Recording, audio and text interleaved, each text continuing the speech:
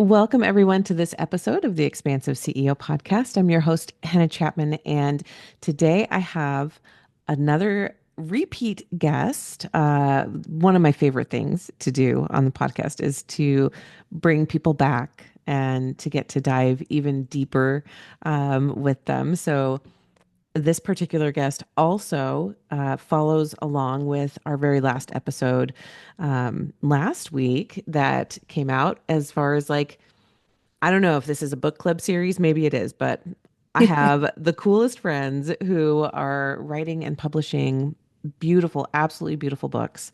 And I'm so excited to get to share them with you. So today, my guest is Jan Hoath, and this is her book. I'm showing it on the screen for anyone who's watching on YouTube. Yay! Her book, Joy Anyway. Jan is the Joy Alchemist.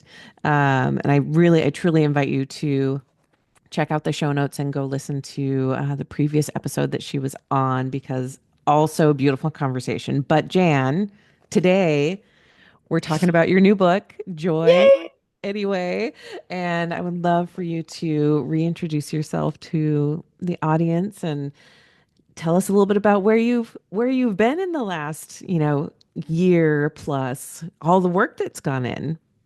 Oh my gosh. Well, thanks, Hannah. It's so exciting to be back here with you. And hello, everyone listening in. It's such an honor to be back as part of your book club and to be bringing joy anyway, which is a message that has lived on my heart basically since I really woke up to my life mission, really, of bringing joy to the world and guiding others into a joy-led world because I know the power of joy, especially in those funk challenge and I call super sucky circumstances of life that, we were talking about before we went live about, sometimes you feel like life is just battling you and battering you around and everything else. And the opportunity to pour literally decades of my life stories and client stories into, a paperback that can live on your bedside table, that you can pull into bed with you with a cup of coffee and read and be nourished because I truly wrote it from a space of so much heart with the intention that it would be medicine, that it would be nourishing to the soul that's called to pick it up. And so I, kind of woke up at the beginning of this year and I was like, this is the year. I've known for a long time now I wanted to write books and it was kind of like when. And then it was like now. Like I literally had that clarity and calling and the chapters just started to come to me. And it was crazy because I would be driving my kids to school and I'm like, wait, I got another idea for like another part of the chapter. And it was just like, incredible experience to be in so alignment that I literally, and it maybe sounds corny to some, but I channeled the message that I was called to bring forth in this book because it's so much more than about joy anyway. As I know you've read it, there's chapters on love anyway and show up anyway and prosper anyway. And I share really humble, authentic, and vulnerable stories of myself and clients really in it and recognizing like this human experience is freaking messy and Mhm. ugly and heartbreaking. And I know your previous guest was all about grief. And so I, of course, touch on that, but it's it's so incredible to personally have taken the time to capture this book and then to recognize how and that's one section in one of the chapters is no one's immune to this life experience. Right. And no, I don't care who you are.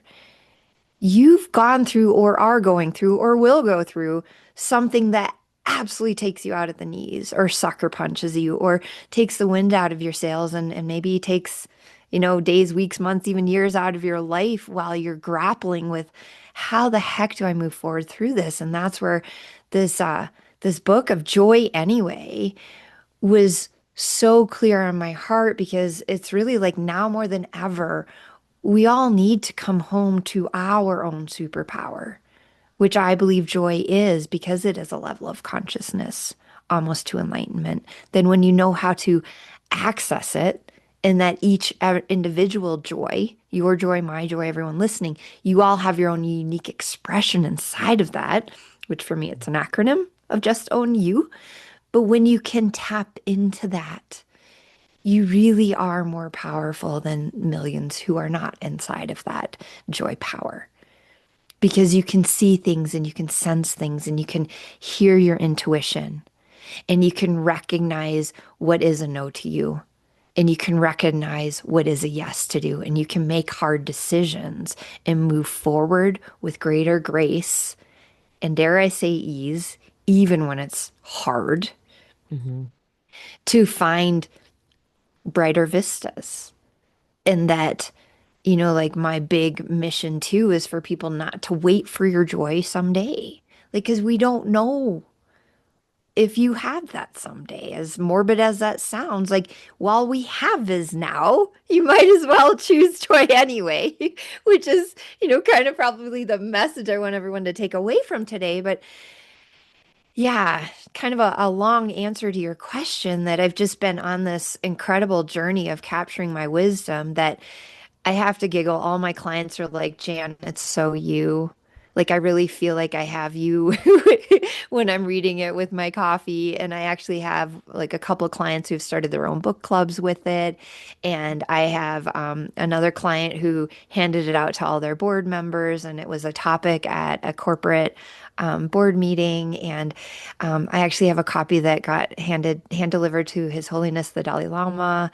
And I'm just like super humble and proud to be able to share, this mission of and message of joy anyway with anyone who's wanting to listen, who's needing this nourishment and who's needing this encouragement that I kind of talk about the book as like it's a big dose of hope and encouragement to anyone who needs it.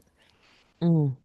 I want to pull two things out and to uh, keep exploring because the one thing that you just said was that joy is intentional, right? Or that was the part of that message, right? We choose joy. We can choose joy. That option is Right. available to us. Yes. And then also, I was going to ask you, like, what is your actual definition of joy? And you mentioned, that just own you, Joy. Hmm. And so let's let's go more into that because I feel like it's so resonant with a lot of what I believe and what I teach as well from, Hmm. knowing your uniqueness through your human design and your gene keys and Right. also from that just own you space of, owning and loving and accepting all of you, your inner child, all that, the Absolutely. healing that we do, Right. um, to not exclude any part of ourself from our transformation. And when I say that, I mean like Yes. when we're healing, when we're learning how to love ourselves, a big aspect of that is not hating any part of yourself, not pushing any part of yourself away. Um, and so that was coming up for me also as I was reading and as I'm listening to you talk. So let's go there for a minute. Absolutely. And yes, joy is intentional. And want to also bring out the distinction between joy and happiness. Because for me, happiness is a fleeting emotion. We want happiness. We want to experience happiness, absolutely. And yet it's only a tiny fraction of the human experience. Mhm. And for me, and the way I really believe it, joy is a state of being, and it is an intentional state of being. And it's all encompassing. That this notion that I like to share of the JOY, just own you, is owning the not joy too. And just like what you talked about, it's owning the shadow bits. Like you can't really be in authentic joy if you haven't acknowledged the darkness, the heaviness. And for me, I will say on my personal experience, doubt has been a very insidious experience and emotional state that I've had to learn to grow through. And that's where like I talk about and call myself the Joy Alchemist because it's like I'm not here because I'm just this happy, happy, came out of the womb bouncing and rainbows and unicorns and all the things. It's like because I actually know the heartache. I actually know the depths and the darkness of really questioning this life and really wondering what is it all for? And then learning to, and one of the sections of the book is the deep end of joy, which is a concept that really came to me to recognize when you are in that depths, like you said, not pushing against it, like being in acceptance of it, learning to be with that shadowy part, the parts that you might have shame or guilt or just flat out anger, whatever the emotion might be.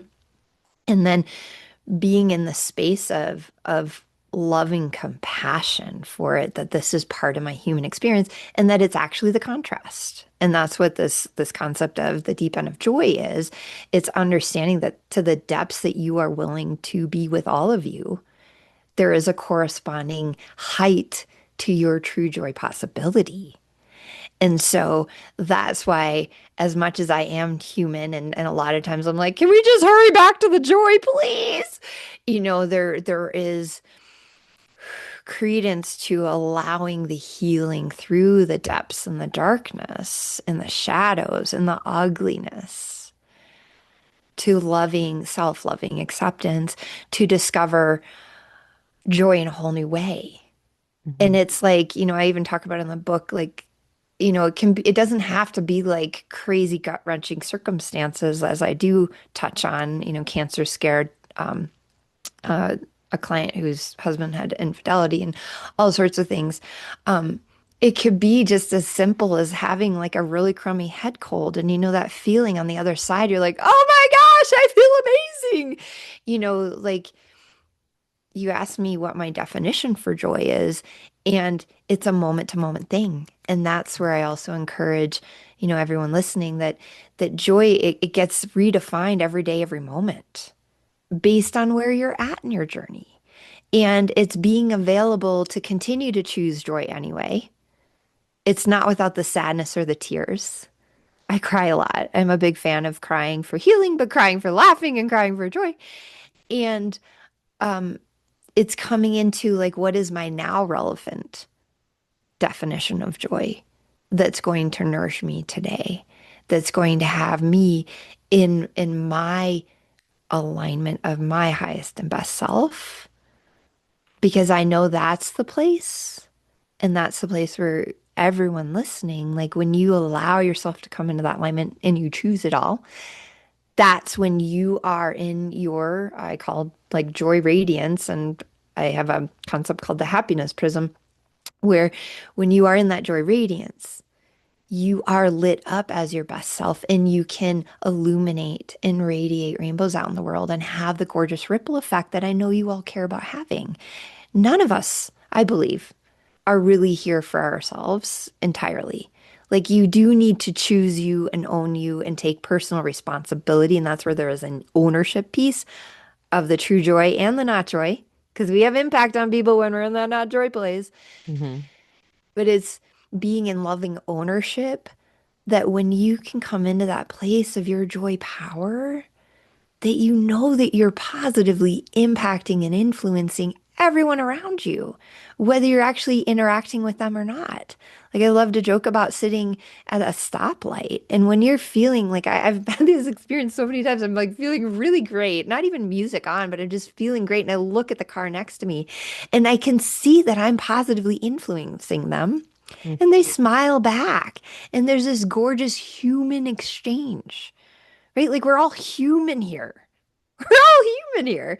Right. And like really recognizing like we all have desires and shadows and all these things. And it's like, whew, when you can really own all of you and be in a curious state of wonder of like, what's in my joy today?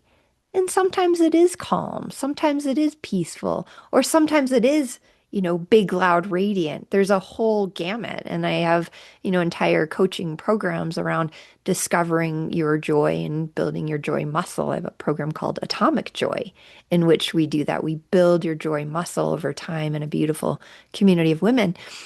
But for the sake of like today in this conversation, it's really coming into the loving awareness that, life is a journey.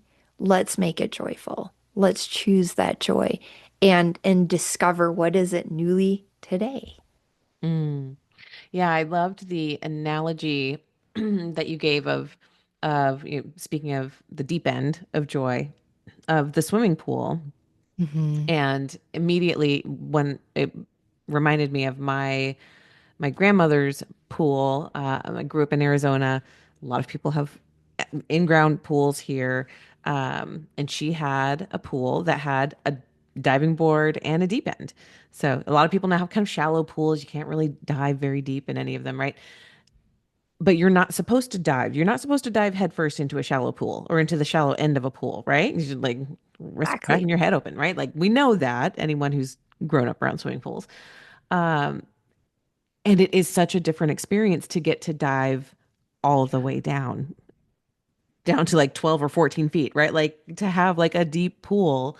And Yes. the other thing that was like, the picture that was coming up for me was that, thinking about people who do the high dive or like actually, Olympic divers and they're doing it's like amazing. It's so incredible to watch them do what they do from Right. those super high platforms, Yes.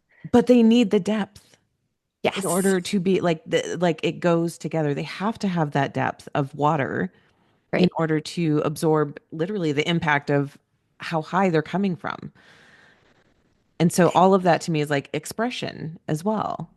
Yes, yes. And I also like imagine like even bigger, crazier, more audacious, because that's part of my message here too, is the audacity, to have Hmm. joy in these crazy moments that you should be serious or more worried. But I always have the image when I talk about the deep end is cliff diving. Oh yeah. I Like in thought the about the rugged cliffs in the rough ocean, and it's like kind of more dramatic, of course, a more dramatic visual, but you're right. There is nothing like the incredible feeling of diving all the way in and going all the way to the depths. And I believe people that resonate with this message, like that you weren't meant to live in the shallow end hmm and the shallow experience of life. You came for the hmm full body, the full depths, the full craziness, the full thrill of joy. And I want to remind you and anyone who chooses to get the book, there are book bonuses. And one of the book bonuses is actually my poem, The Deep End of Joy. And it goes into the emotional journey of down, down, going down. Wonder when I'll hit the ground is how it opens. But just so much, loving encouragement to everyone who's listening that, we're in a full body experiment of life. Yes. Again, no one's immune to all of it, or any of it. Like it's just recognizing that it can be joyful. And it's actually better and brighter and more enjoyable, but it's more riveting when you do choose joy anyway Hmm. and audaciously. Yes. Yeah, I love the other like I was imagining or I've seen like the Red Bull athletes that do everything to the extreme, right? And like Right. seeing there was I don't know what I saw. There was some woman who was doing an insanely high dive. Like it was like my palms were sweating just looking at it, right? But you're right. I mean like that's the breadth of experience. And when we choose to limit ourselves to this is as deep as I will go with the Mhm. with the hard, right? Again, think of that pool. Think of like a play pool. Think of it when you're in the 3 foot area, Hmm. right? It's like, kind of Yeah. lukewarm and you're not really sure what all's in there. And it's I your was baby wondering if you're gonna pool, go there. right? Well, and it's just like you can sit down, but you can't even like feel the full experience Yeah. of being in the water, of Yeah. being enveloped in it, of like having that thrill of, oh my God, it's really cold. And then you get used to it and it feels great. And you get out of the pool and then you're cold again, right? You can't experience all of that Yeah. when you limit yourself to the shallow end. You can't, your emotional capacity is limited on the high side Yeah. when you It also is. limit it on the low side, when you refuse to allow yourself to experience the full spectrum of your emotions. Absolutely. And I am called to take this one step further because your capacity to go in the deep end and go to the high dive represents also your capacity to be with others in their depths 100%. and Yes. in their joy. Right. And that's what I'm humbly known for with my clients, that because I go there and I'm willing to go there for myself, I have the capacity to hold the space for my clients in their depths, in their struggles, in their shadows, because I've been there. And the same thing though with their joy and their heights. Like I have friends and family and clients that and peers that love to come to me to celebrate their joys because they know they can boast it out with me and not feel judged for being in this great achievement or this proud moment. Because that's also what happens though, is when we limit ourselves, we limit actually the capacity to be with others. Oh, I had to stop myself from interrupting you because that was a exact thing that came up for me as you were talking, was like, oh yeah, like I have felt that for a long time, that or known in my body, in my being, everything, that the deeper we can meet ourselves, Mhm, that's how deeply we can meet others. And the more capacity you have within yourself, again, that's the space that you can hold for others. mhm. But it didn't necessarily click until just this moment that that's also why people will, poo poo on your joy. Who can't, who, when they see someone else, if you, Yeah. how many people have experienced this, that Mhm. you feel like you can't even express your Yeah. happiness to maybe your parent or your sibling or, a coworker, because they're just going to like suck it away from you Right. and do everything to like bring it down because it's too much. They can't handle that amount of joy. So you hold it in and Right. you don't get to experience it. And so just exactly what you're saying was like, oh my gosh, that is societal. That is huge. How It is. much we, as again, as a society, limit each other's joy. Mhm. Yeah. Oh my Yeah. gosh.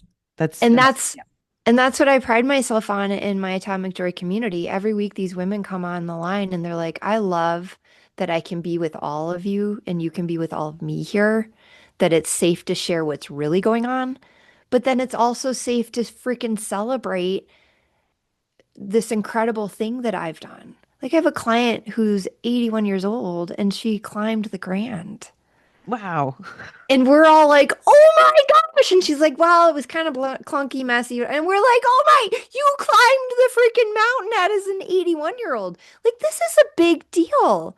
And so, like, I take it all the way to full celebration because that's also how we get to grow and more. But you're right, like, on a societal level, like, people get ostracized for being boastful. And there is certainly an elegance to expressing your joy and celebration, but like I love to provide that very safe and sacred space for full celebration of your joy because it is a thwarted conversation in so many other circles. Hmm. And that's where it's so important to have that full expression so that we can keep growing as individuals and souls as we're meant to on this life.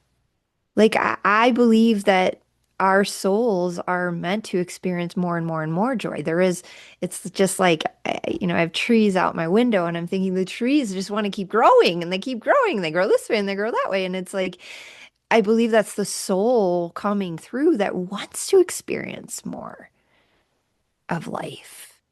And that, having that safe and sacred space, whatever it is for, each of us, is so important. And that's, again, part of why I wrote the book and why I have my Atomic Joy community is so that people know, leaders and women especially know that you're human to experience all these things that you're experiencing, and you deserve joy Mm. no matter what. No matter the naysayers in your head or the ones in your bed, which is another section in the book where I talk about like Mm. it's all meant to be lived. I am that one that little piece is gonna stick with me for a long time. I can just feel it. Like there's that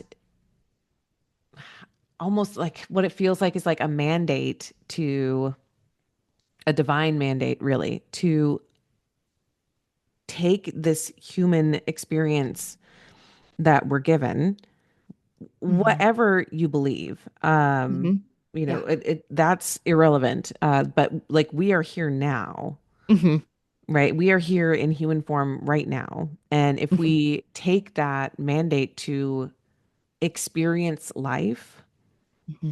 actually experience life on this planet now, that when we allow ourselves to celebrate, when we allow ourselves to experience something and then share it with someone else, another thing that you touch on in the book that's super important is that it inspires others to say, I might be able to do that too. And if if we can shift the conversation, maybe it's not the conversation. It's like it is an internal permission, right? Like Yes. you have to be in the space of knowing that like, okay, things are possible for me, right? Hmm. That's a shift too. That's a shift. That's an opening to Yes. like what is possible for me. But when we Hmm. are in that space of things are possible, I Hmm. I can experience joy. I can do things that bring me, that deep sense of satisfaction or that deep sense of like, you know, true happiness. Hmm. Even if it's, in the midst of the Yeah. depths of everything I'm feeling. But when we express our joy, express like I did this hard thing and it was amazing. I climbed a mountain or whatever Yeah. it was. I started a business. I finished my degree, right? The fact Yeah. that you did it doesn't take away, right? When we're in from the other side, someone else achieving something that they've set out to do does not take away from what's still possible for you. Yes. And so the more when we center the conversation there, Hmm. when we see other people doing cool things, Hmm.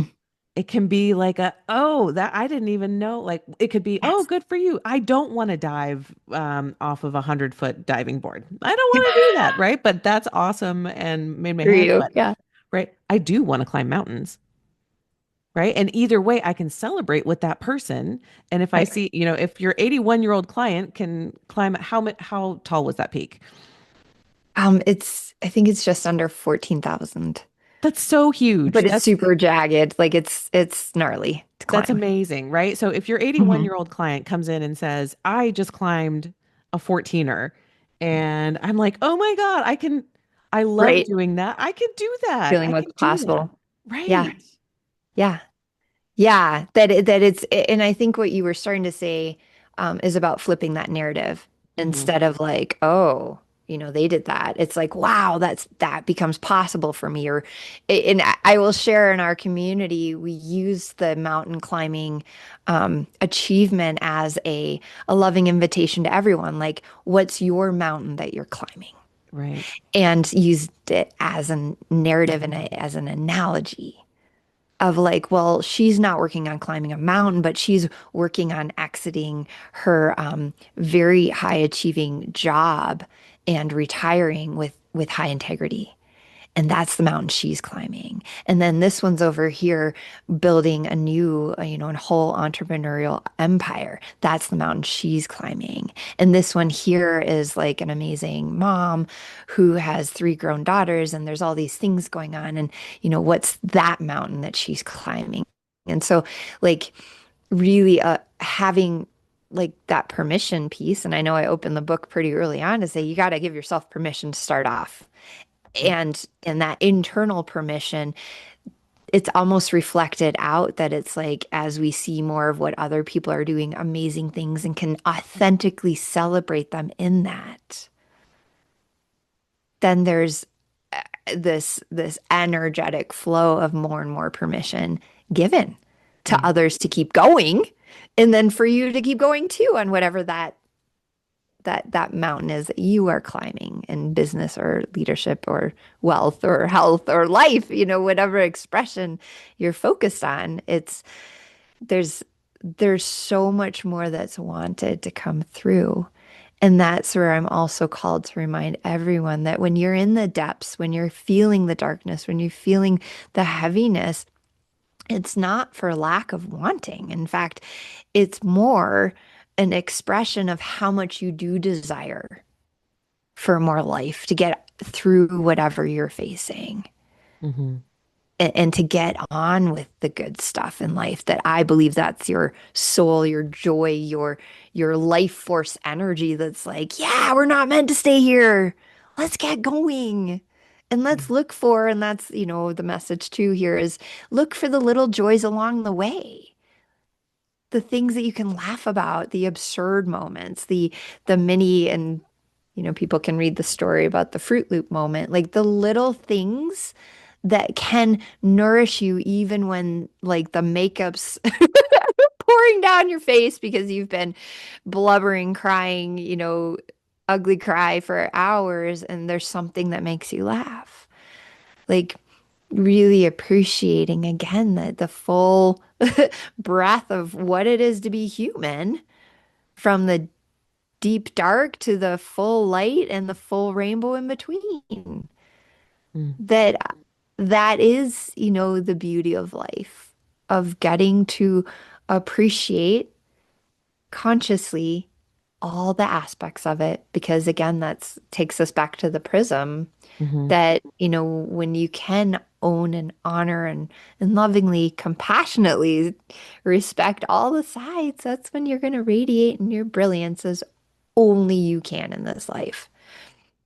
Mm. Oh, I love that. Bringing that back to what's your expression of joy? Because that was like coming up as well, and in the comment I made of like I don't want to do 100-meter high dive if that's even possible. I don't know. That doesn't sound fun to me, but climbing a mountain is, and um, driving a fast car is, and like I mean, there's so many, and building a business that helps people, and seeing my kids, you know, have fun and splash and play in the pool, like all of the like those are Yeah. joyful to me, right? Going to a really good dinner with my husband and being like, "Oh my God, you have to try this," and him being, "Oh my God, you have to try this," right? Like Oh, that's yeah. joy.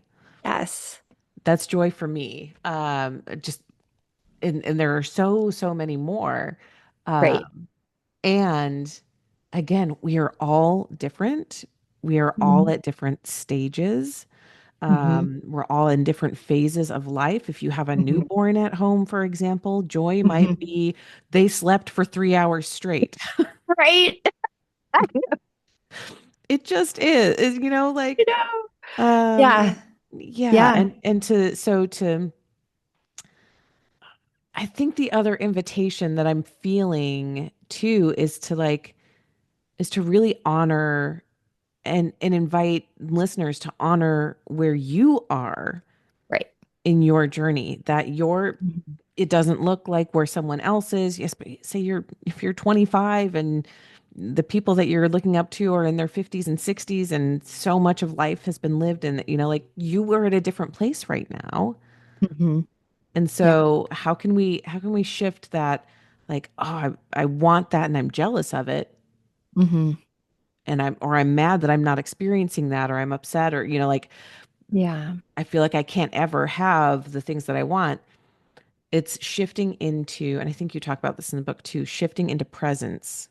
Mhm. Oh yeah. And Yeah. part of that presence is being like grounded in what's here right Right. now, what's real right now, and let's find joy right now. Right. It's the inner GPS of total loving acceptance of where you are. And then joy is the compass, the vehicle, the fuel, and the destination. But it will help you drive yourself out of where you are and head to where you want. But that's also, I mean, we've heard the antic, but this is that loving reminder too of it. It really is joy in the journey. Hmm. And how you have joy in the journey is those little micro moments. Like you were saying, the kids splashing in the pool. And like my kids, it's so fun. My husband and I love playing cribbage. And my kids have just caught on. And like Sunday morning, my daughter came down and she's like, I want a cup of coffee, which is kind of funny. We let our teen drink coffee. And I'm ready to play around cribbage. And so we had like breakfast cribbage on Sunday morning with our Oh, 15-year-old, and she's freaking like killing it. And I'm like, uh-oh. dude, what are you doing? And so she's really taken on and she's like actually practicing with a computer. And I'm like, dang it. Gonna get good fast. Pick her as my partner anytime. But it's just this fun little joyful thing now in our family. And there's an evolution. And just like you said, stages and phases of life of, like when my kids were 5, they couldn't have played cribbage with us. It's a pretty, kind of sophisticated game, but just appreciating that stage and phase that you're at, because also this is my tip to every new parent, by the way, is by staying present in the moment, mindfulness, but staying present in the moment, then you won't feel like you've missed out on anything with your kids. Mm, Then yeah. you won't wish or long for a phase back. And Hmm. every new parent I've given that advice to, they're like, thank you so much. Because it's like, I don't long for other phases of my kids' lives because I'm so present to where we're at right now, knowing that it will evolve. Yeah. That's a given. Nothing in like, these are fundamental like Buddhist terms too, right? And I think in every religious scripture will talk about the fact that nothing's permanent. Right. And so we do require to look at like you are constantly changing. I'm constantly changing. Like every time we catch up, we're always like, "Oh my gosh, what's new?" And everyone listening, like even if you feel like, and this is some more encouragement, even if you feel like you're having Groundhog Day with life circumstances and experiences and within relationships, and whether it's relationship with your business, job, partner, kids, whatever, like it actually isn't the same. And this is like maybe maybe the loudest takeaway for someone right now is like just notice everything in your environment right now newly. Yeah. And I promise you, you will see something different. And I promise you that you will find the joy if you look for it. That's that choice piece. Even if it's a little tiny piece. Like my kids like laugh at me all the time because I will burst into laughter because I will be consciously looking for something joyful and I will crack myself up. And a lot of times I'm laughing at myself. Like, oh, my mom did that thing again, but it's just like, it's so incredible when you really do make joy your conscious choice, your daily muscle habit go to, that it will direct you in a better direction every time. And it will just keep getting better and better as you keep practicing and honoring that muscle and honoring that gift. Mm. Oh, Jan, we could talk for so long on this, but I want to honor. honor our time Yeah, commitments too. absolutely. Show some more time. So Joy anyway, um, by Jan Hoath. Jan, where, if, especially if people, one, you should get the book. Where can people get the book? Two, if they're like wondering about, especially the Atomic Joy community, Mhm. um, and those different things, like how can people find you? How can they connect with you? What do you have going on? Oh my gosh. Well, you can get the book if you go to janjoymentor.com/book, and that will actually, you can order a book there, and then you can already see that's where you can get your book bonuses.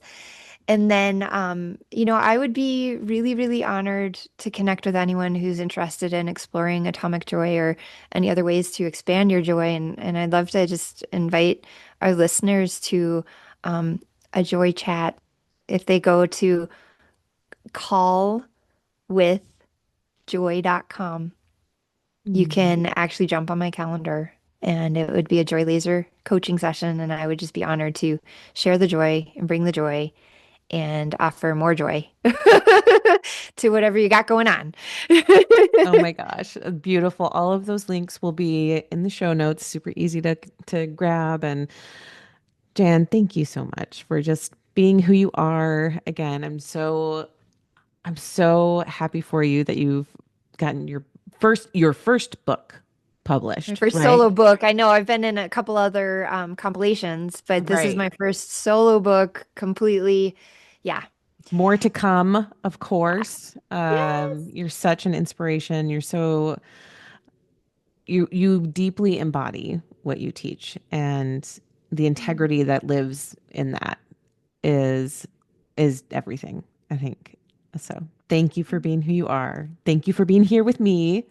Oh my gosh, Hannah, thank you. Thank you for hosting such a gorgeous ongoing conversation with your podcast. Like you embody authenticity and leadership, and it's such an honor to share in these conversations with you. So thank you for letting me bring my joy to you and your audience. Mm, it's beautiful. Thank you so much. I know you will be back again. So until next time, my dear. Until next time, and thank you everyone listening. So much love and of course joy. Of course, joy anyway. Joy anyway. That's it for this episode. Thanks for listening, and be sure to like and subscribe. And again, if anything resonated with you from this episode, I would love to hear from you.